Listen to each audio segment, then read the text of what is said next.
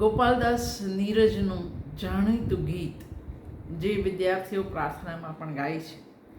अब तो मजहब कोई ऐसा भी चलाया जाए जिसमें इंसान को इंसान बनाया जाए, जिसकी खुशबू से महक जाए पड़ोसी का भी घर, फूल इस किस्म का हर समत खिलाया जाए।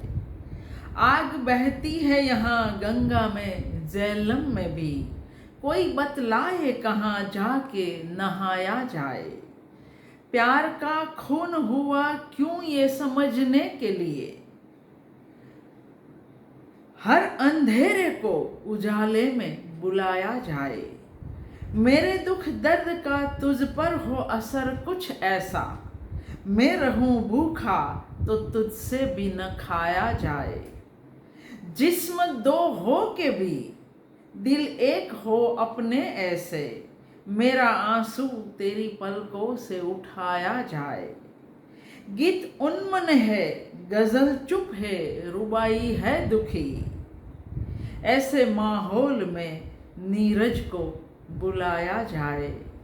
अब तो मजहब कोई ऐसा भी चलाया जाए जिसमें इंसान को इंसान बनाया जाए। નીરજે તો કેટલી વહેલી લખેલી, પણ આજે એની વધારે જરૂર છે।